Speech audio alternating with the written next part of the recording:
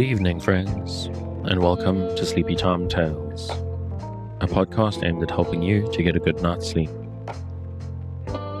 Do you find your mind troubled with the stresses of modern life, especially when the lights are out and you're trying to get a restful night? Does your spinning mind keep you awake? Follow my voice down the path towards a good night's rest. Listen to me tell a story that will keep your mind from wandering to your daytime problems. The ones you can't solve right now and will be easier to solve well rested. Listen to my voice and allow yourself to drift, following the twists and turns of the story, but slowly letting go and drifting into sleep. Let my voice wash over you at a comfortable volume and allow yourself to be distracted from the stresses and worries that play on your mind. Whether you need help falling asleep or going back to sleep in the middle of the night, you can trust me to keep you company and help you to wake up tomorrow in a rested state. You may need to try out Sleepy Time Tales for a few nights to get used to the slightly strange idea, but I believe it will be well worth your while. I'm here to work with you, to create a safe space, a cocoon in which you can curl up and allow nature to take its course. So settle down, relax, and allow yourself to get lost in my telling of tonight's story. Before we get to tonight's reading, I'd like to ask for a few minutes of your time. Sleepy Time Tales is purely a listener-supported podcast. I can only keep it going, paying for the services and tools that I use, and justify the time that I use on it thanks to the generosity of listeners like you. So if you're finding Sleepy Time Tales useful, if it helps you to get a restful night, and you'd like to keep it going out to thousands of your fellow insomniacs, please consider supporting it on the Patreon at patreon.com/sleepytimetales. This is monthly support that not only helps me keep the lights on, but can also get you fun bonuses based on your contribution level. So go along there, take a look, and sign up if you're interested. Oh, and something I do keep forgetting to mention is I do have a free trial for the $5 level, so you can try it out for like a week and see if you see the value. And of course, if monthly seems a big ask, you can make once-off tips to the tip jar on the website. And if you would like to help out the show without having to do so financially, that's just as awesome. You can do that by telling people about it. If you know someone who's struggling to sleep, get them to try Sleepy Time Tales out and see if it helps them.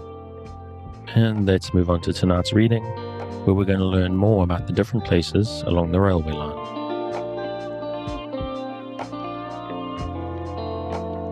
We return this week to Rides on Railways by Sidney, and we pick up on our long, slow trip through Oxford. From Queen's we proceed to New College, built in the palmiest days of Gothic architecture by William of Wykeham, also architect of Windsor Castle and of Winchester Cathedral, of which he was bishop, as well as Chancellor of England under Edward III. He was indeed a learned, pious, earnest man, a worker out of the glorious dreams he dreamed. According to his plan, a certain number of poor boys, of origin as humble as his own, were to receive a training in the best learning of the age. From these, the ablest were to be selected annually and sent to New College, with enjoyment of such an income as would support them while studying philosophy and theology. At present, after a year's probation, youths at 18 or 19 become actual fellows, in enjoyment of an income varying from £190 to £250 per annum, until such time as they marry or are provided with a college living. Wykeham laid the first stone of his new college on the 5th of March, 1380. Being finished, the first warden and fellows took possession of it, April 14th, 1386, at 3 o'clock in the morning. The original buildings consist of the principal quadrangle, containing the hall, chapel and library, the cloisters and the tower.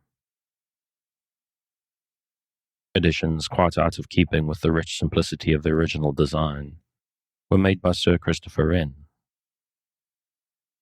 The chapel, first shorn of its ancient splendour by Puritan zeal, and since restored in mistaken taste, is still one of the most beautiful edifices of the kind in England, perhaps in Europe. Weeks of study will not satisfy or exhaust the true student of Gothic architecture here. We trust that, sooner or later, some of the funds now spent on guttling and guzzling will be devoted to substituting facsimiles of ancient colored glass for the painted mistakes of Sir Joshua Reynolds, and restoring the ancient glories of gilt and color to the carved work. If possible, the stranger should attend the service, when you'll hear grand singing and accompanied by a magnificent organ. The silver gilt crozier of Wickham, formerly studded with rich gems, is one of the few relics of value preserved by New College. Charles I received a greater part of a rich collection of plate as a contribution to his military chest in the Great Civil War. This crozier interests, for, gazing on it, we are carried back 5 centuries, when it was not a bauble made in Birmingham, but a symbol of actual power and superior intelligence. The scepter of a prince of a church which then absorbed almost all the intellect and all the learning of the age. The garden with its archery ground and the slap, with its stables and kennels, complete what was meant to be a temple of sacred learning and active piety, but which has become a very castle of indolence, a sort of happy valley for single men. Winchester School still retains its ancient character for scholarship. It is said to be almost impossible to pluck a Wickhamist, but the foundation has been grossly abused, the elected being not poor boys, but the sons of wealthy clergymen and gentlemen, as indeed they need to be, for by another abuse, the parents of boys on the foundation have to pay about £40 a year for their board. But when a boy, distinguished for diligence and ability among his fellows, has been at 18 or 19 years, elected to a fellowship of New College, his work for life is done. No more need for exertion, every incentive to Epicurean rest. Fine rooms, a fine garden, a dinner daily the best in Oxford, served in a style of profusion and elegance that leaves nothing to be desired. Wine the choicest, New College ale most famous, a retiring room where, in obsequious dignity, a butler waits on his commands, with fresh bottles of strong New College port, or ready to compound a variety of delicious drinks, amid which the New College cider cup and mint julep can be especially recommended. Newspapers, magazines, and novels, on the tables of both the junior and senior common rooms, and a stable for his horse and a kennel for his dog, form part of this grand club of learned ignorance. And so in idle uselessness he spends life, unless by good fortune he falls in love and marries. Even then we pity his wife and his cook for the first 12 months, or, by reaction, flies into asceticism and becomes a father of St. Philip Neri or a follower of St. Pussycat. But after all this virtuous remonstrance on the misdirection of Wickham's noble endowment, we must own that, of our Oxford acquaintance, none are more agreeable than those of New College fellows of the old school, who wore shocking bad hats and asked you to dinner. Much better than the cold-blooded monks without mass who are fast superseding them, just as idle and more ill-natured. From New College we'll go on to Magdalen, the finest, the wealthiest of all. It cannot be described. It must be seen, with its building occupying 11 acres and pleasure grounds 100 acres. Its tower, where on every May morning at daybreak a mass used to be and a carol is still sung, and its deer park. Here we may say, as of New College, is too much luxury for learning. The sons of dukes have become mathematicians. We have known an attorney's clerk, the son of a low publican, become an accomplished linguist in his leisure hours. But such men are mental miracles, almost monsters. A fellow of Magdalen or New College who works as hard as other men deserves to be canonized. We have not space to say anything of the other colleges. St. John's is noted for its gardens. Pembroke, because Samuel Johnson lodged there for as long a space as his poverty would permit. The colleges visited, we proceed to the schools, which contain the Bodleian Library, founded by Sir Thomas Bodley in 1573, and by bequests, gifts from private individuals, by the expenditure of a sum for the last 70 years out of the university chest, and the privilege of a copy of every new British publication, has become one of the finest collections in Europe, especially rich in Oriental literature. The books are freely open to the use of all the literary men properly introduced, and the public are permitted to view the rooms 3 times a week. The picture gallery contains a collection of portraits of illustrious individuals connected with the university, by Holbein, Van Dyck, Kneller, Reynolds, Wilkie, and others. Among these are Henry VIII, the Earl of Surrey, and Sir Thomas Moya by Holbein. Among the sculptures are a bust of the Duke of Wellington by Chantry, and a brass statue of the Earl of Pembroke, Chancellor of the University from 1616 to 1630, which is said to have been executed from a design by Rubens. There is also a chair made from timber of the ship in which Drake sailed round the world, and a lantern of Guy Fawkes. On the ground floor are the Arundel marbles, brought from Smyrna in the 17th century by the Earl of that name. The theatre, close at hand, built by Sir Christopher Wren, will contain 3,000 persons, and should be seen to be appreciated when crowded by the elite of the university and of England on the occasion of some of the great Oxford festivals, when the rich costumes of the university, scarlet, purple, and gold, are set off by the addition of England's beauty not unadorned, as for instance on the last visit of the Queen and Prince Albert.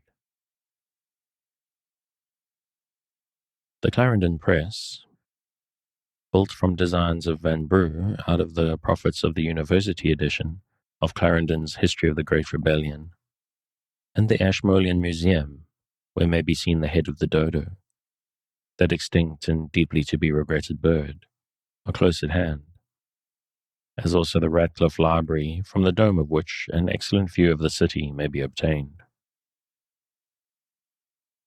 The university galleries, which present an imposing front to St. Giles Street, contain, beside antique sculpture, the original models of all Chantry's busts, and a collection of individual drawings of Michelangelo and Raphael, made by Sir Thomas Lawrence, and purchased after his death by the university, the present Earl of Eldon contributing 2/3 of the purchase money.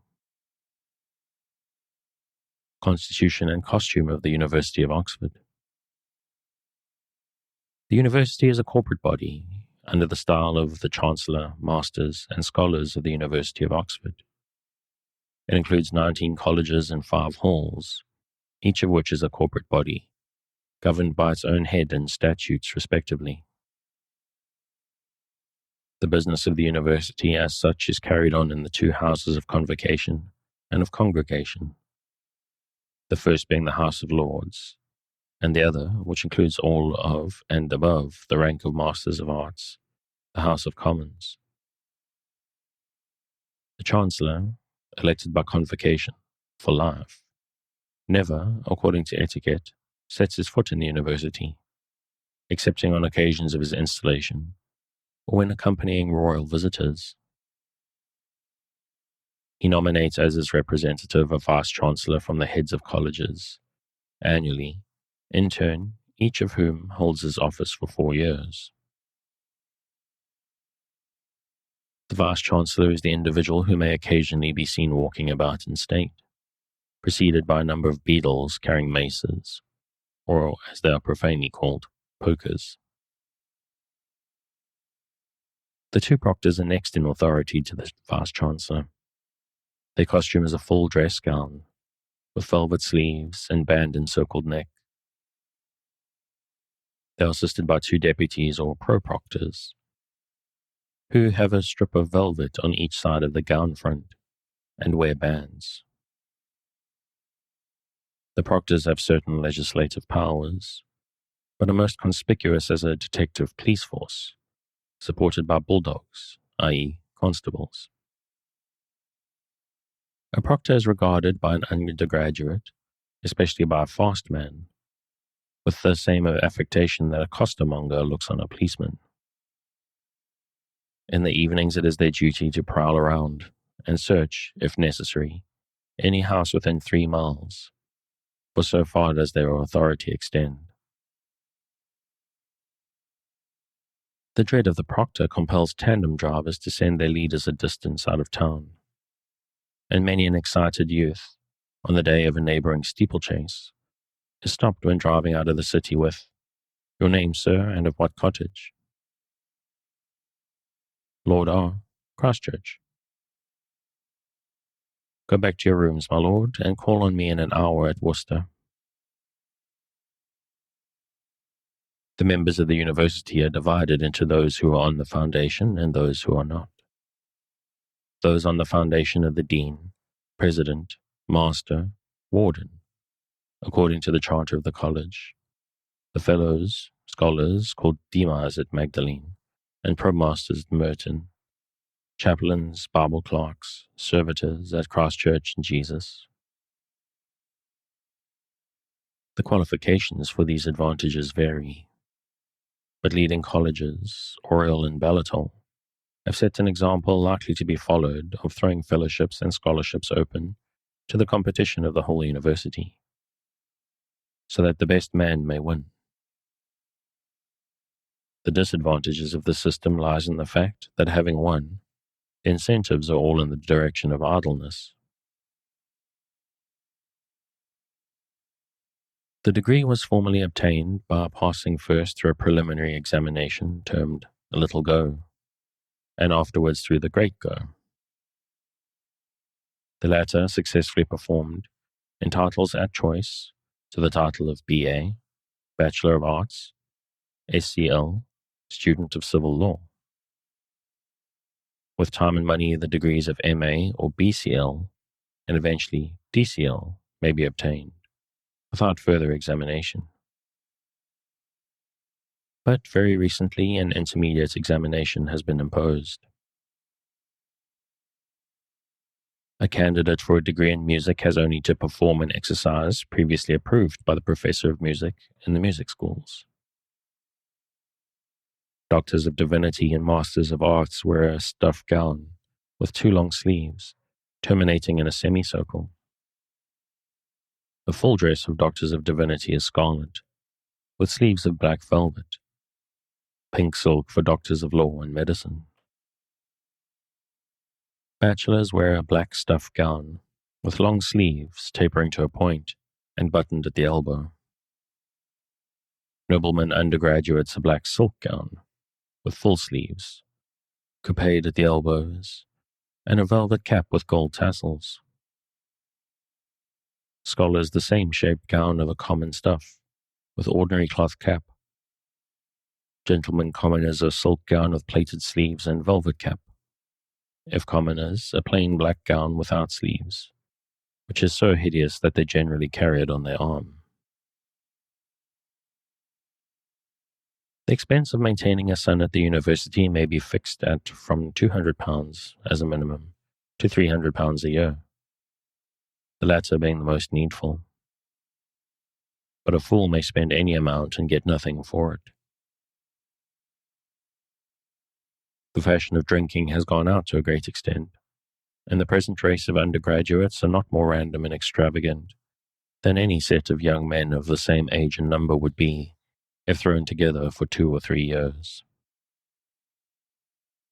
At the same time, it is not the place to which a father to whom economy is an object should send a son, least of all one previously educated on the milk and water stay-at-home principle. As a general rule, it is not among the nobility and sons of the wealthy gentry that much excess is found to prevail, but among those who at the university find themselves for the first time without control, with money, and with credit at command. In a summer or autumnal visit, Christchurch Meadow and some of the many beautiful walks round Oxford should be sought out and visited alone. On such occasions, on no account be tormented with one of the abominable parrot-like guards. These horrid fellows consider it their duty to chatter. We have often thought that a dumb guide, with a book for answering questions, would make a great success.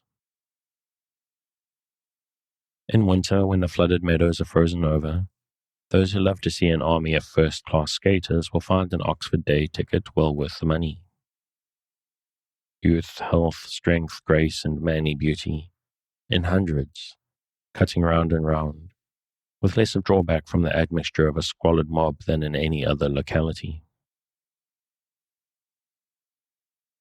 And then again in the hunting season, take the ugliest road out of Oxford, by the 7 Bridges, because there you may see farthest along the straight highway from the crown of the bridges, and number the ingenious youths as on hunters they pace, or in hack, or in dog-cart or tandem they dash along to the meet. Arrived there, if the fox does get away, if no ambitious youngster heads him back, if no steeple-chasing lot ride over the scent and before the hounds to the destruction of sport and the master's temper, why then you'll see a fiery charge at fences that will do your heart good. There is not much raw material for cavalry in any other city in Europe. There is no part of our social life so entirely novel and so well worth exhibiting to a foreigner as a meet near Oxford, where in scarlet and in black, in hats and in velvet caps, in top boots and blackjacks, on 20-pound hacks and 200 guinea hunters, finest specimens of young England are to be seen. On returning, if the sport has been good, you may venture to open a chat with a well-splashed fellow traveller on a beaten horse. But in going not, for an Oxford man in his normal state never speaks unless he has been introduced. The only local manufacturers of Oxford, except gentlemen, are boots, leather breeches, and boats. These last in great perfection. The regattas and rowing matches on the Isis are very exciting affairs. From the narrowness of the stream, they are rather chases than races. The winners cannot pass, but must pursue and bump their competitors. Many silent, solitary wherries, urged by vigorous, skillful arms, give, on a summer evening, a pleasing life to riverside walks, although that graceful flower, the pretty pink bonnet and parasol, peculiar to the waters of Richmond and Hampton, is not often found growing in the Oxford wherry. Comedies in the shape of slanging matches with the barges are less frequent than formerly, and melodramatic, fistic combats are still less frequent. But old boatmen still love to relate to their peaceable and admiring pupils how that pocket Hercules, the honourable, now a pious clergyman, had a single combat with a saucy 6-foot bargy, set alone all by their 2 selves, bunged up both his eyes, and left him all but dead to time, ignorant then, and for months after, of the name of his victor.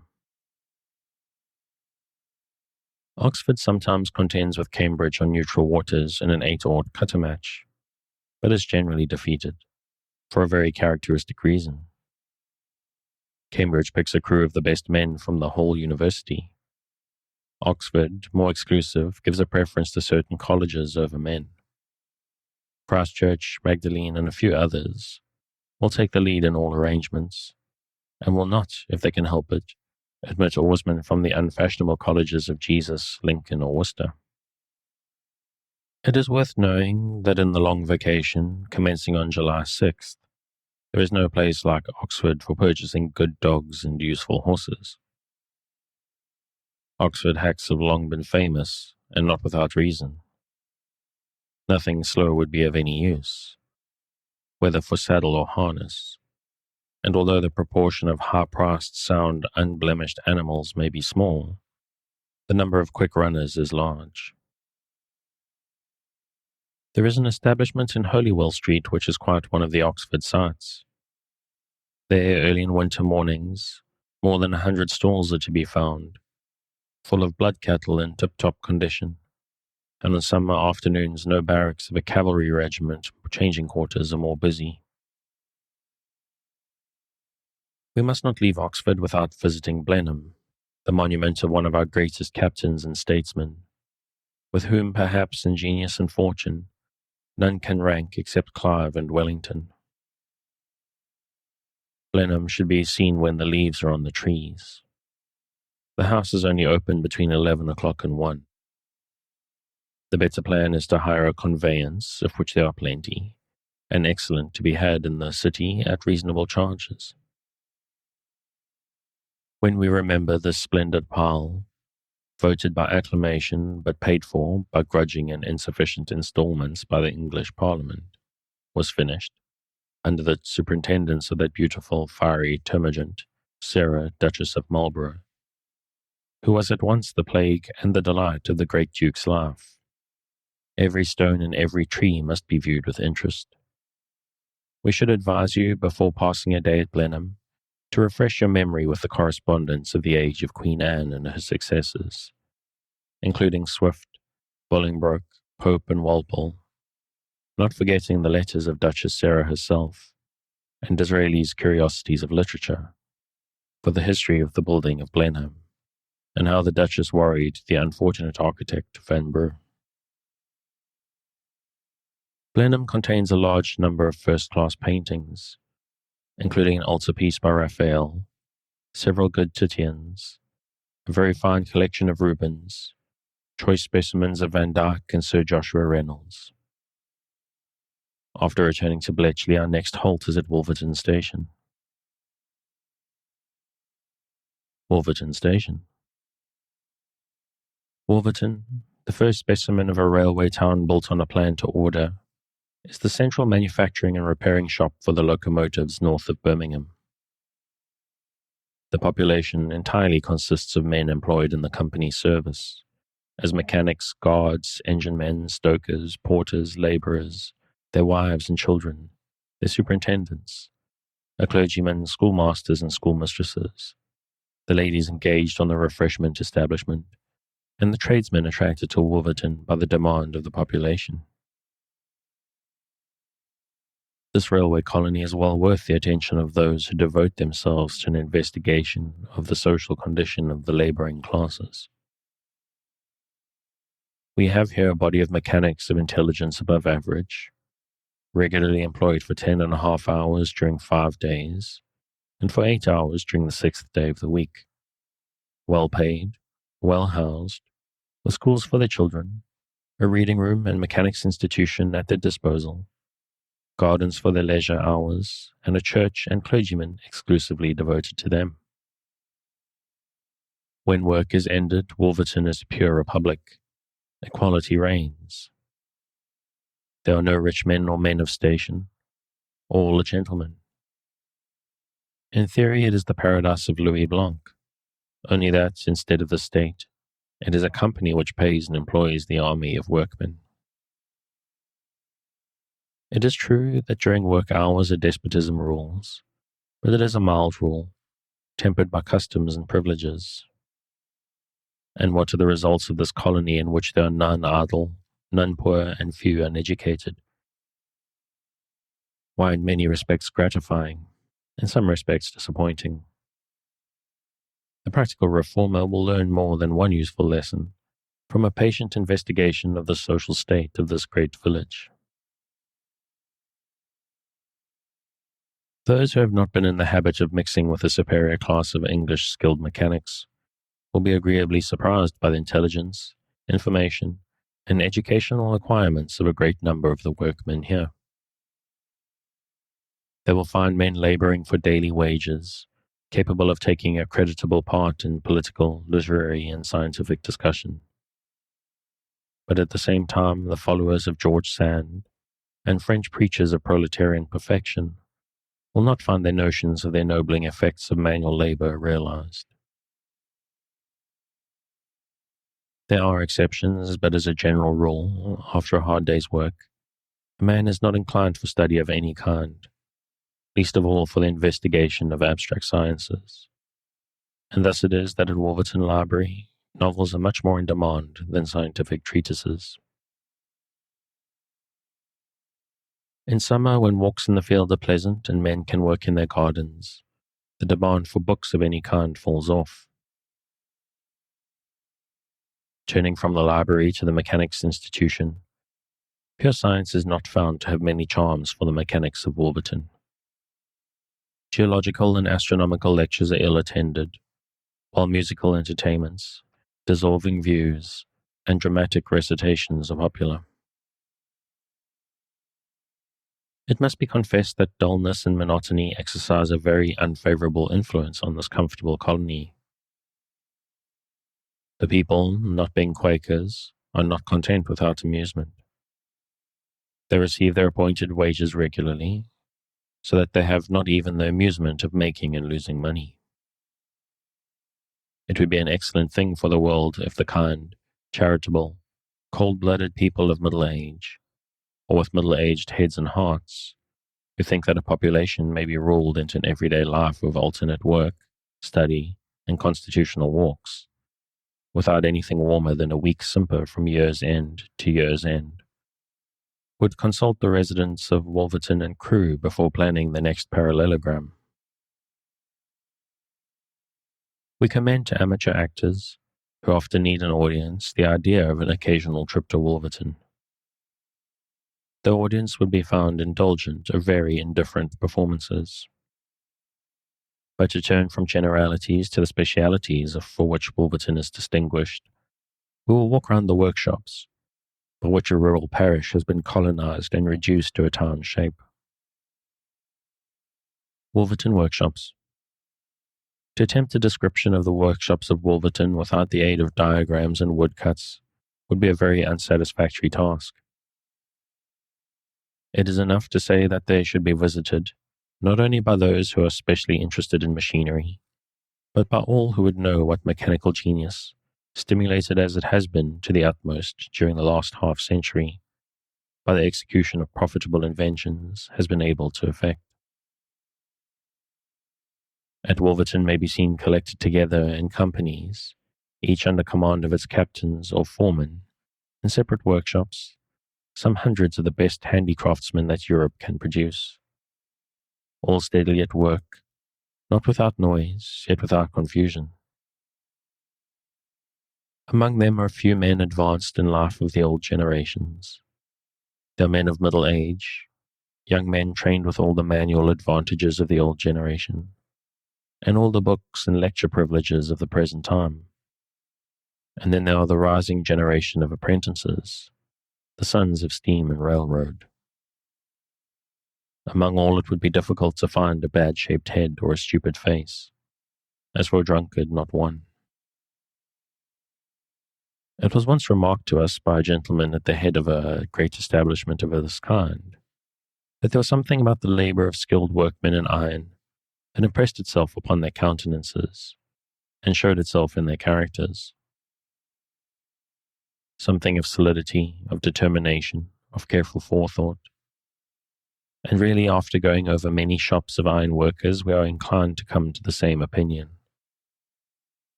Machinery, while superseding, has created manual labor.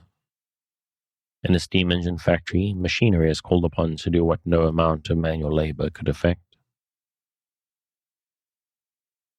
To appreciate the extraordinary amount of intellect and mental and manual dexterity daily called into exercise, it would be necessary to have the origin, progress to construction, trial, and amendment of a locomotive engine, from the period that the report of the head of the locomotive department in favor of an increase of stock receives the authorization of the board of directors.